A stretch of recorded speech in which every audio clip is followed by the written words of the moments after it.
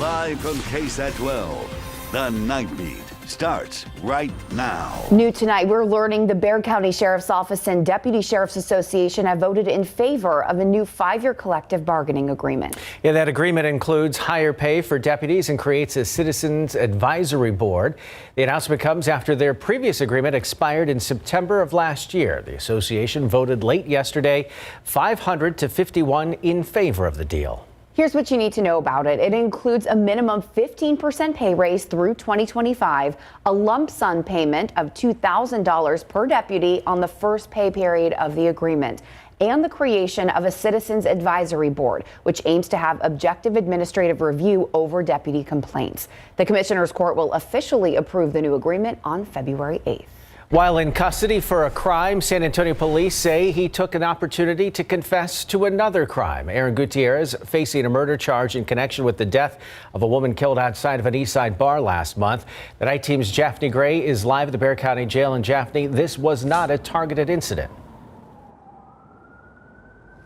No, it wasn't. In fact, this murder falls into the category Chief William McManus spoke of when he mentioned spontaneous homicides. December 16, 2021 would mark one of the 160 homicide cases reported last year. An affidavit states around 1 o'clock in the morning, 35-year-old Marie Gonzalez and her friends were leaving this East Side bar, but as they were walking to their cars, one of her friends who was intoxicated did not want to leave. Gonzalez and her friends, who were witnesses in this case, were blocking Hayes Street, preventing traffic from passing by, according to San Antonio police. Police say while in the roadway, Aaron Gutierrez, who allegedly was driving a white 4-door sedan, honked his horn a couple of times before ultimately firing several shots toward Gonzalez and her friends. One of the gunshots fatally hit Gonzalez. It seems that there's a lot of weapons out there, and people are very, very eager to pull a gun when there's some type of altercation. Fast forward to January 18th, Gutierrez was arrested on narcotics and weapons charges, but an affidavit states while being interviewed, he admitted to being the driver of the sedan at the time of the murder. 2 days later, investigators learned from cell phone records that Gutierrez was texting an unknown person who sent him a screenshot of the news article and stated, quote, "They have nothing to go on as evidence. You're good," end quote. Gutierrez responded saying he was scared and was advised to leave the murder weapon and every gun with the same caliber at home. I think that folks feel that there's lack of consequence for doing this, and it's concerning to every police officer, not just here in San Antonio, but across this country.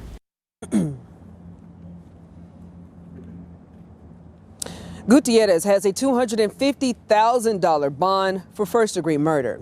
At the Bexar County Jail, Jaffney Gray, KSAT 12 News. The Bexar County Medical Examiner's Office still working to determine the cause of death for a woman found on the Northeast Side. She was found in the driveway of a home off Post Avenue near Ellison and Westbury Avenues. San Antonio police say she had multiple injuries, but it was unclear what caused them. Neighbors told police they heard gunshots before the woman's body was found. As of now, police have no leads on any suspects and are asking for the public's help. San Antonio police are looking for a suspect accused of shooting a man while he was taking out the trash. It happened at an apartment complex off Schertz Road, not far from Thousand Oaks Drive and Wurzbach Parkway. The victim telling police the suspect just walked up and allegedly shot him for no reason. The man was taken to the hospital with 2 gunshot wounds. No other injuries were reported. Imagine being in your kitchen, hearing gunshots, and then noticing that you've been shot. That's what happened to a man southwest of downtown. The man told police he heard those gunshots around 4 a.m. near his home. It's on Cumberland Drive, not far from the I-35 and Highway 90 exchange. Police say the man was shot in the upper leg and he was taken to BAMC and is expected to be okay. Police also found several rounds in the street, but a suspect has not yet been found. Members of the Texas Department of Public Safety and family members are mourning the loss of Special Agent Anthony Salas tonight. He died here in San Antonio due to complications following a crash near Eagle Pass yesterday. The 37-year-old was on duty in Maverick County when U.S. Border Patrol officials say he was involved in a crash during the arrest of 6 migrants. He was airlifted to University Hospital this morning, where he later died. Governor Greg Abbott today releasing a statement on that crash saying, quote, "This tragedy is a somber reminder of the selfless sacrifices our law enforcement make as they work to keep us safe," end quote. Salas had been with DPS since 2013. COVID-19 hospital trends are still on the rise, and we may be stuck in this severe risk level for several more weeks. Tonight, 275 people are hospitalized in the ICU with COVID, and our positivity rate still stands at 38%. A promising new CDC study shows vaccination and natural immunity combined could help lower case rates and even deaths. The Night Team's Patty Santos breaks down how this could benefit us here in San Antonio. Getting a booster could help you reduce your chances of ending up in the hospital, according to the latest studies by the Centers for Disease Control. A third shot lowers the risk of hospitalizations by 94% against the Delta variant and 82% for Omicron. Even if people see these breakthrough infections among vaccinated, those are mostly asymptomatic or mild. So the impact really is in our unvaccinated population with far more cases, severe illness, and death. A separate study finds if you are completely unvaccinated, you are 14 times more likely to be infected and 53 times more likely to die when compared to those who are boosted. Locally, hospitalizations have been trending up. Ruth Berger, an infectious disease doctor with UT Health San Antonio's Long School of Medicine, says there's no indication we've peaked and estimates it may take a few more weeks. I'm hopeful that we'll start to level off early February and come down. It took us roughly a month to get to here, and so I imagine it'll take us about that long to get back down. Medical experts fear the worst case scenario is a new variant will pop up and there will be another wave. That's why doctors ask that communities and families use common sense to help keep the number of infections down. If you've tested positive and you have symptoms, you have to stay home a minimum of 5 days. After 5 days, if you're largely better, no fever for 24 hours without medication, you can go back to work. But if you still feel sick, stay home the full 10 days. The optimal day to get tested if you don't have symptoms but have been exposed is 5 days. And Dr. Bergeron also reminds us that if someone in your home tests positive, those who don't have symptoms should still isolate, stay away from them, and wear a mask around them. There are several testing locations throughout San Antonio. We have a full list on KSAT.com. Thanks, Patty. The winter freeze this week was clearly far more mild than last February, but that didn't stop organizations like Meals on Wheels San Antonio from keeping the community prepared. Today, volunteers made 22,000 meals to be delivered to 4,500 people across the city and Bexar County. That is the largest food delivery they've ever made in a single day. The winter storm kit included a 5-meal box of foods with high nutrition and long shelf life. If a person was at home without power, without a way to cook, no way to get food to them, this would sustain them for at least 3 days, if not 4. This is amazing. The kits are supposed to be good for up to 6 weeks. Blankets and warmers also included in the box. For information on how you can get kits like this or to become a volunteer, visit our website, KSAT.com. Looking ahead to tomorrow morning, we know when San Antonio prepares for a big weather event, there is an awful lot of preparation that goes into it and a lot of decision making made along the way. That is why tomorrow on Leading SA at 8 a.m. we will be joined by Maria Villagomez, Deputy City Manager, to talk about those preparations. If you have any questions you'd like to ask, you can submit them right now. Just head to the Leading SA section of KSAT.com.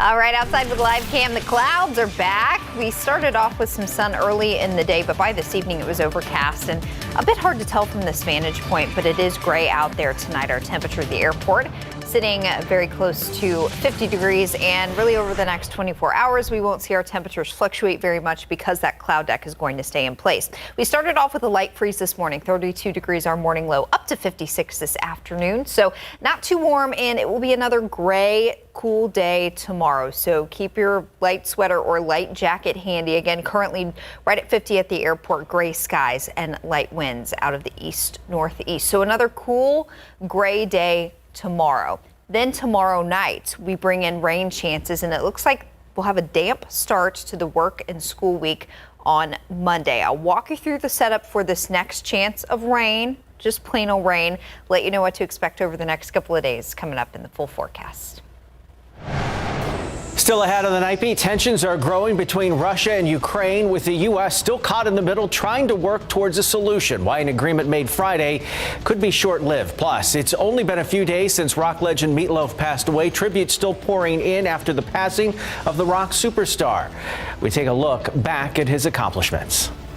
And the top Democratic and Republican candidates for Texas governor already campaigning hard here in South Texas. We have the latest from the campaign stops close here to home.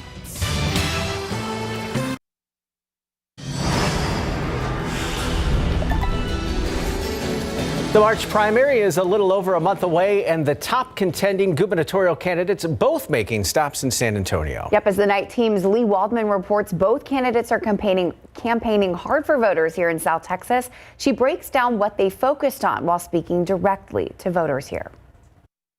As part of his celebration of Texas tour, Governor Greg Abbott and his wife Cecilia made a pit stop at Smoke Barbecue and Sky Bar. Greg and I are so happy to be here in San Antonio. He's been spending a lot of time in South Texas after announcing his run for re-election a few weeks ago. Today, the governor spoke in front of an energetic crowd. Abbott touted his successes, including the state's economic bounce back from the pandemic. The numbers prove it, because Texas now has replaced all of the jobs that have been lost during COVID and added even more. He also touched on the situation at the border, emphasizing his stance on securing the border while using the time to hit at his opponent, Beto O'Rourke. The worst thing that could happen to Texas is if you had a governor who was joined with Joe Biden. Similar to Abbott, O'Rourke understands the importance of getting voters here in South Texas. He was in San Antonio this Wednesday and Austin on Friday. The Democratic challenger focused on the failed voting bills. The John Lewis Voting Rights Advancement Act and the Freedom to Vote Act was voted down Wednesday in the Senate after two Democrats refused to change party rules to overcome the filibuster's 60-vote threshold. Over the course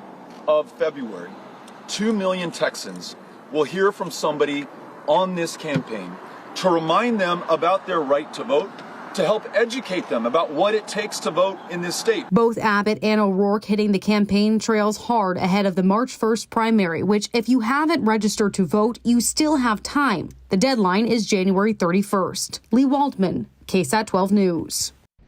And if you haven't planned or looked information up yet, we have all of your election info online, from a link to register to vote to what's on the ballot for both the March primary and November elections. Just head to KSAT.com. Hard to believe we're already thinking about March, just wrapping up January here. It's been cold.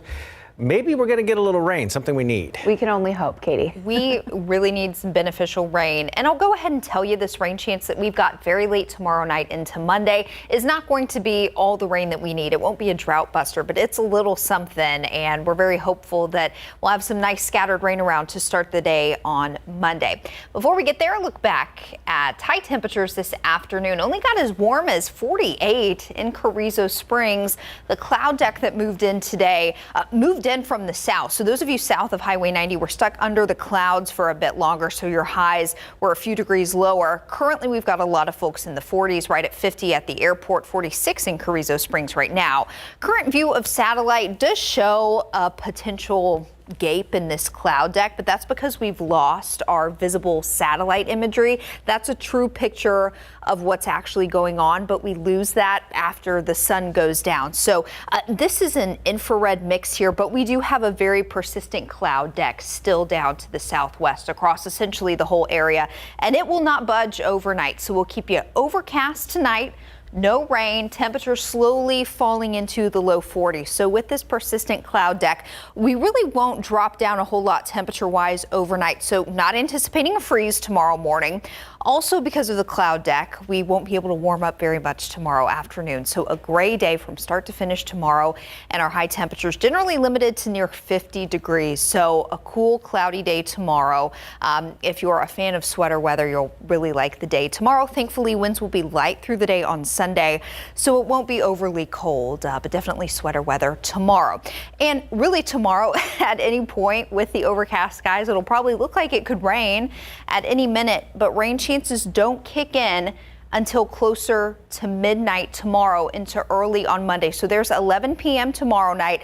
Notice after midnight, our rain chances start to jump up, and it'll be Monday morning through about mid-morning that our rain chances will be highest. So here's the setup. Tonight, we've got an upper level low sitting over Arizona there, so still well to our west. This is a nice piece of rain-making energy that will zip overhead late tomorrow night through the first part of the day on Monday, and that's our rainmaker here. So through the day tomorrow, cloud deck stays in place, a cool and gray day for us here in South Central Texas. Then midnight, 12 a.m. Monday, look what starts to happen as that upper level low gets closer.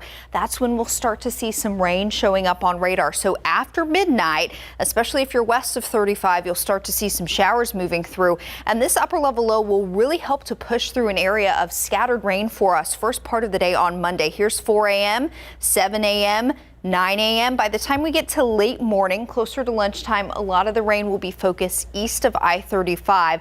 But this is just going to be a nice scattering of some rainfall. We're not worried about severe weather at all. There could be a few rumbles of thunder, yes, but we're not concerned about severe weather. Basically, this is just a nice chance for us to pick up a little bit of rain through the first part of the day on Monday.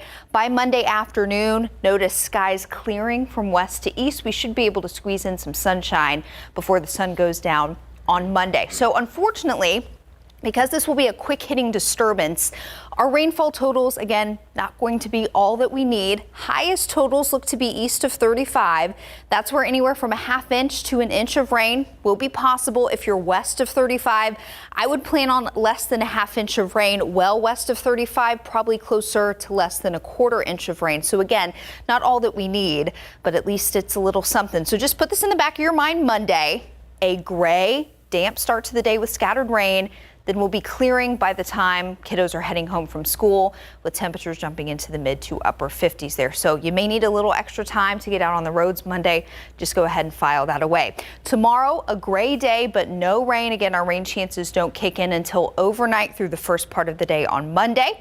Aside from that, next week looks pretty quiet and cool with highs in the 50s and 60s, guys. Any little bit of rain helps. Yes. Some better than none. Thank you, Katie. All right, Larry, the Spurs had a tough time finding the bottom of the net last night, and when that happens, it's hard to win. It is hard to win, and especially when you add on the fact that they did not shoot that great from three-point range, and you're facing the Nets, who have James Harden and Kyrie Irving. It's just a bad combination for the Spurs. And in high school basketball, the Antonian boys are very, very good coming up.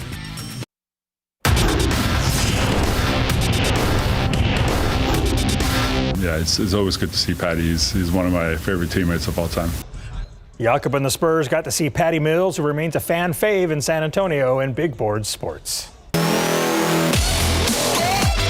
Last night, Spurs point guard DeJounte Murray recorded his second straight triple-double, becoming the first Spur to do that since David Robinson in 1991.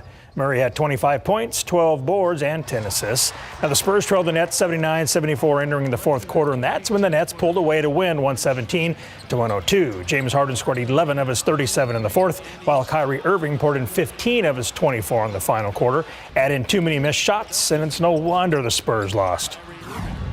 We missed 34 chippies in the paint. And you got to keep scoring against those guys. So that's an inordinate number of misses in the paint, 34. That's pretty tough to do. But if you combine that with 27% shooting from three, you're going to have a problem because, you know, obviously James and Kyrie are tough to handle, and they did what they're supposed to do, and, you know, they got us.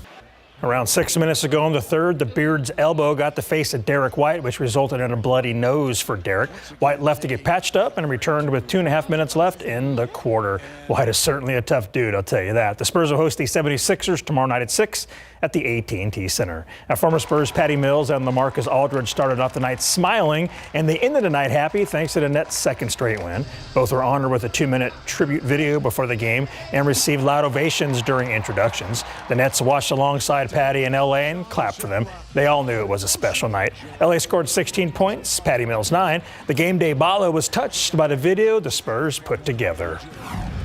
It was cool that we get to, share the moment together because, obviously we both were here for some time. So, cool and unique for us to be able to share the moment together. We know how emotional it was for Patty and LA to come back to San Antonio. So I'm just happy we can get a win for them. There are 3 weeks left in the girls' high school basketball regular season, and District 28 5A positioning is up for grabs today at Southside. Cardinals hosting McCollum. Home team rolling in the second half. Sara E. Rivas hits 3, part of a 10-2 run. Southside up 43-15. Cowboys trying to keep pace. Miranda Garcia drives inside for a lane to cut the lead. But Southside too good today. Marisa Ortiz finds Gabriela Galvan for a corner triple, and the Cardinals win big 56-23. In District 27 5A, Highlands hosting Kennedy in a battle for district positioning. Both teams neck and neck in the first quarter. Alexis Ituarte gets a friendly bounce on the pull-up J for 9-6 lead, but the Rockets storm back. Sensation Valerie gets the jumper to rattle in, part of a 6-0 run that puts Kennedy up by 3.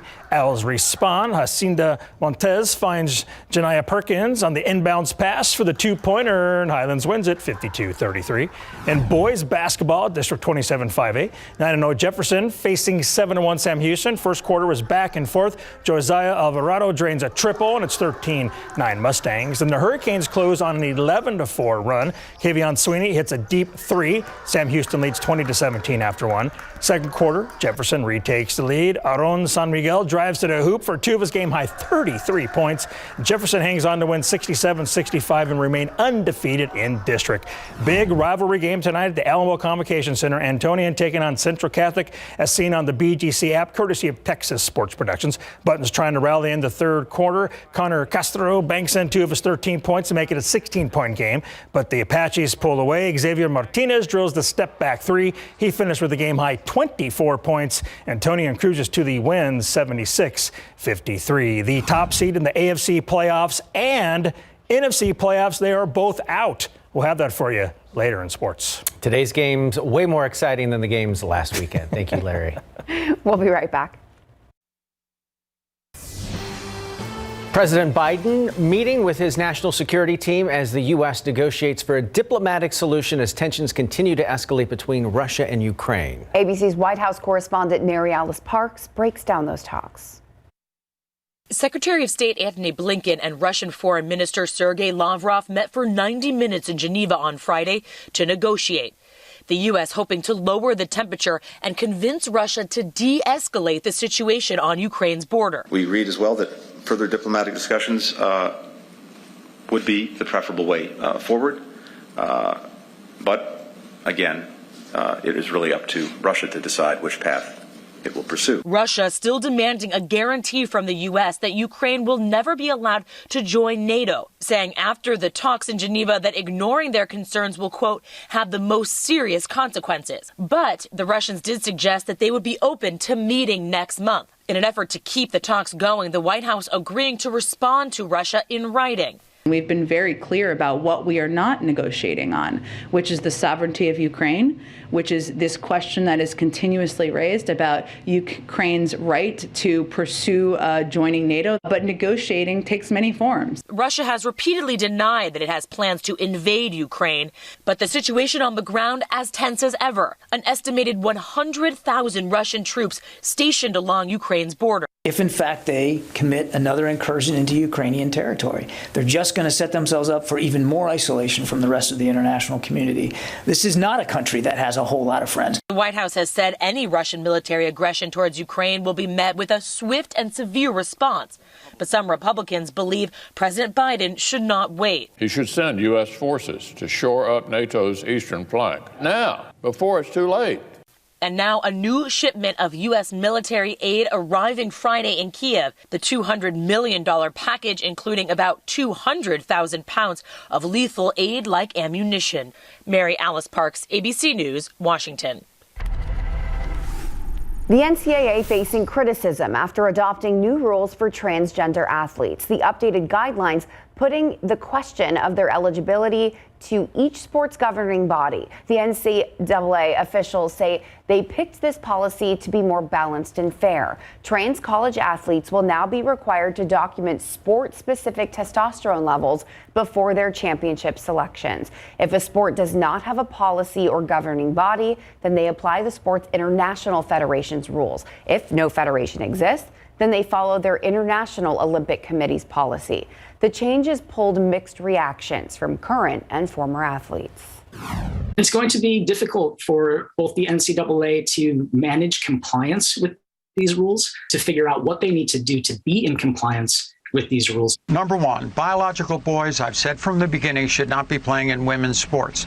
We need to protect women's sports. I believe that we all should feel comfortable with who we are in our own skin, but I think sports should all be played at an even playing field. This policy change comes as roughly 280 anti-LGBTQ+ bills have been proposed in state legislatures targeting transgender youth, access to sports and health care. A warning now for rideshare users. A Florida man says he was the victim of a confusing two-factor authentication scam. While waiting for an Uber ride at the airport, the man got a text message with a 4-digit security code from Uber and another message from his driver through the app. That message said the driver needed the security code in order to pick him up, but instead, within minutes, the man was locked out of his email due to the scammer changing the password. He was then charged a $200 tip on a $6 ride he never took. As soon as the company or the individual of the company asks you to step outside that software platform, that means that transaction, that interaction cannot be tracked. That is usually a red flag that a scam is ready to unfold. Uber did refund the man his money. Uber officials say they've seen this type of scam before, saying it is likely the result of a driver's account being compromised. Well, you either know his famous songs or you've seen him on the big screen. Either way, there is plenty to remember about Meat Loaf. We go down memory lane at the career he left behind. He had a name to remember and a voice that certainly will not be forgotten. Meat Loaf, the larger-than-life singer, has passed away at the age of 74. Chloe Melas looks back at his life and legacy.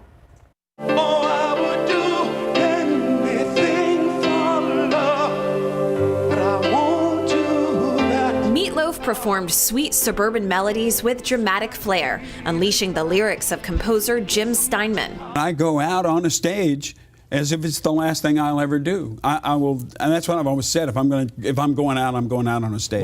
Meat Loaf, where did that name come from? The real story is that there is no story. The real story is that kids. I was about 8 years old. I've been called Meat Loaf since I was about 8. Meat Loaf, or Meat for short, was born Marvin Leah Day in Dallas, Texas. But even Texas wasn't big enough to corral his talents. Meat Loaf would go on to sell more than 80 million records worldwide, one of the top-selling musicians ever. His 3 Bat Out of Hell albums became staples in college. I had a nervous breakdown. I went to psychologists and psychiatrists for 2 years. And I went with him to deal with the word star. Meat got a hold of his demons. He starred on stage and screen, known for the Rocky Horror Picture Show.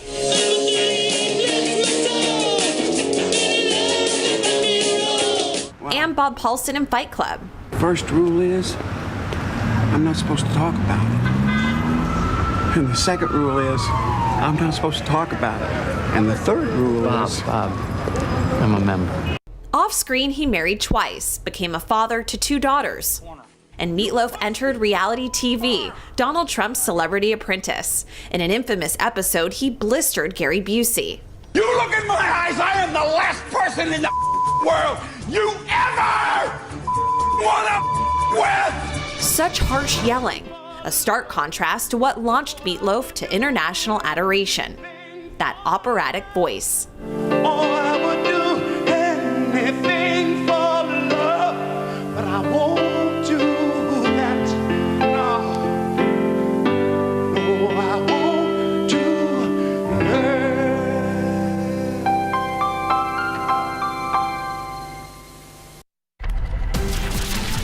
If you see me rocking out on the way home, mind your business. Yes, sir. Will do. Outside with live cam.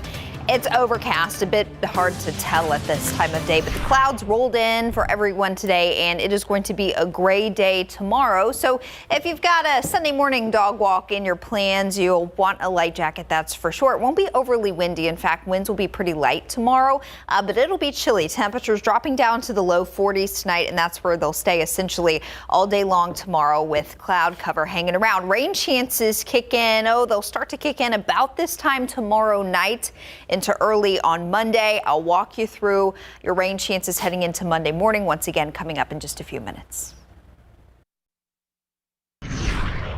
So we've had a bunch of cold snaps, but not enough rain. No. Yeah.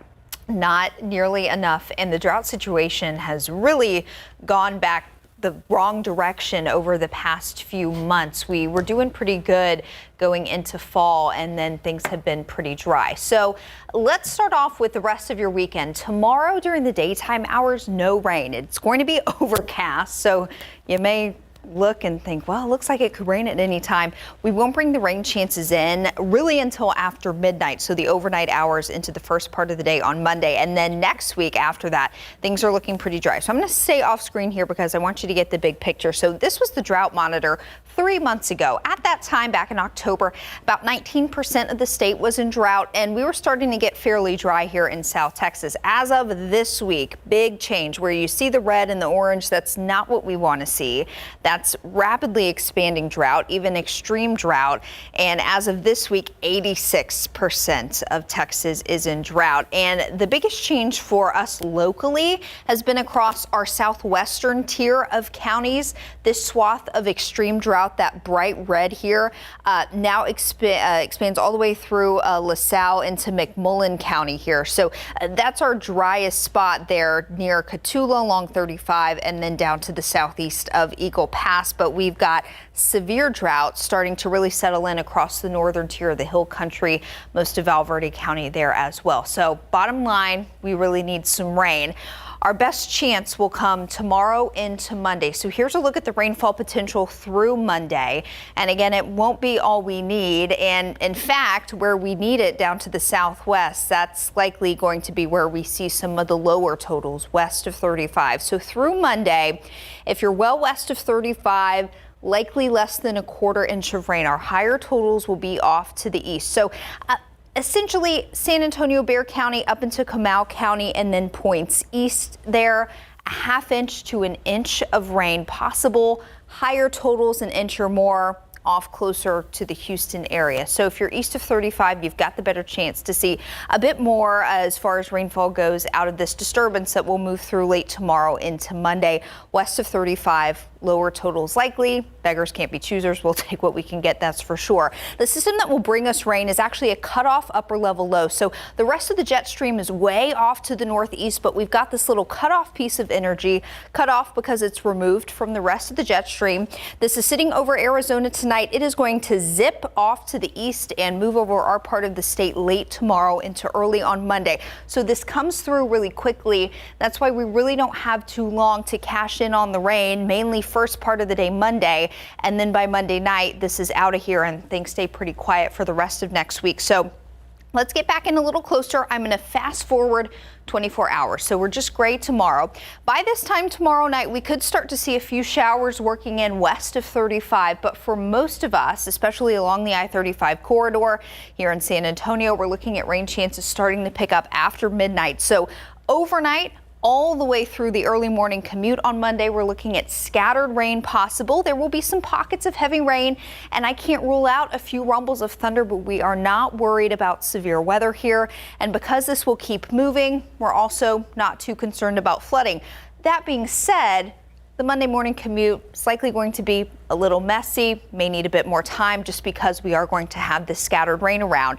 Mid to late morning, especially after lunchtime, we'll start to see the focus of rainfall east of 35, and then it will be out of here. So again, it's our areas east of 35 between San Antonio and Houston that will have a bit longer with this rain. So that's why rainfall totals are higher off to the east. So planning your Monday, jumping ahead, keep in mind rainiest part of the day is definitely going to be the first half of the day, and then we'll start to clear out in the the afternoon. Currently 50 overcast at the airport. Light winds were 47 in Hondo, 45 in Kerrville. So with this deck of clouds, we are not going to see much movement in our temperatures overnight or during the day tomorrow. So we'll keep you near 50 for your afternoon high, with that chance of scattered rain tomorrow night into Monday. Keep your fingers crossed.